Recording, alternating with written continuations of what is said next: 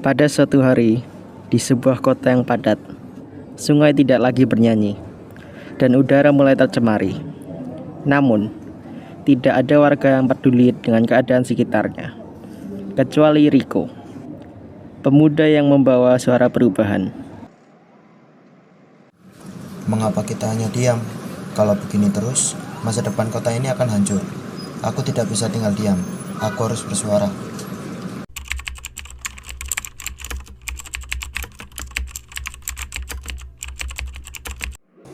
Breaking news, kondisi kota semakin memburuk, sungai tercemar, sampah menumpuk dan udara kian sesak.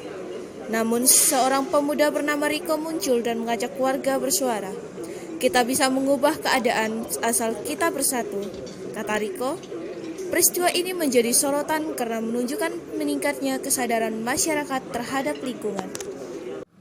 Tapi, apa kita bisa melawan? Pemerintah tidak pernah peduli. Kita bisa. Mari mulai bersama.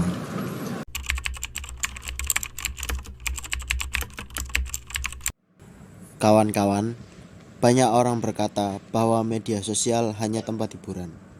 Tapi menurut saya, media sosial bisa menjadi alat perubahan sosial. Di sana, kita bisa menyuarakan kondisi kota, menggalang dukungan, bahkan menekan pemerintah. Jika kita diam, tidak ada yang berubah. Tapi jika kita bersatu dan menyuarakan aspirasi lewat berbagai cara, termasuk media sosial, kita bisa menciptakan perubahan nyata. Ya, suara kita bisa lebih kuat jika disebarkan kemana-mana.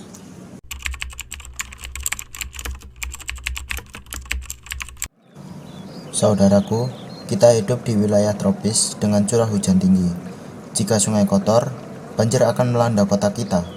Ingatlah sejarah bahwa pahlawan dulu bersatu melawan penjajahan, kini kita bersatu melawan pencemaran. Benar, semangat perjuangan nasional itu kini kita lanjutkan untuk lingkungan kita. Maka, beberapa hari kemudian, masyarakat dipimpin oleh Rico pergi ke balai kota untuk menyuarakan aspirasi mereka. Keadaan di depan balai kota menjadi ramai dan ribut. Setelah beberapa lama, Rico dipanggil menghadap wali kota secara langsung, sementara masyarakat lain menunggunya di luar. Apa ini ribut-ribut? Kenapa kamu mengganggu ketertiban? Saya datang mewakili para warga, bukan untuk melawan. Kami menuntut hak sebagai rakyat. Sesuai semangat demokrasi, mari kita duduk bersama. Ingat sila keempat Pancasila, kerakyatan yang dipimpin oleh hikmat kebijaksanaan dalam permusyawaratan perwakilan.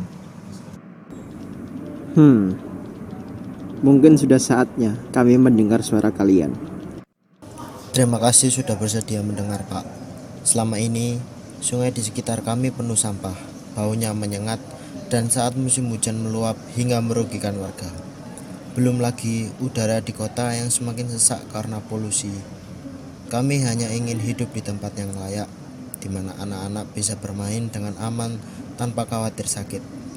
Kami bersedia untuk bergotong royong bersama pemerintah, asalkan ada keseriusan untuk benar-benar mewujudkan lingkungan yang bersih bagi kita semua.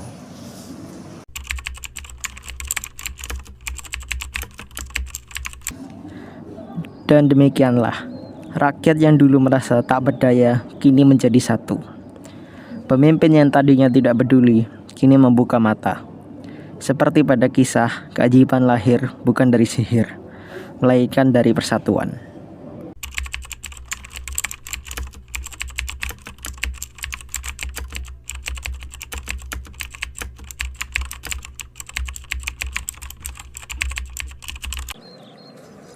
Saudaraku, perjuangan kita bukan hanya lingkungan, namun kita juga memperjuangkan pendapatan nasional.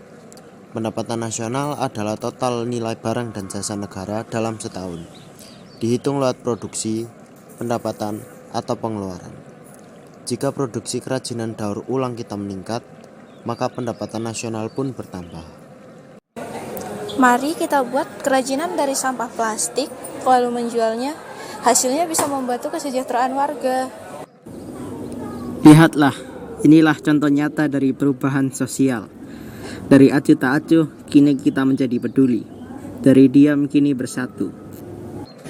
Saudaraku, iman kita mengajarkan tentang gereja yang satu.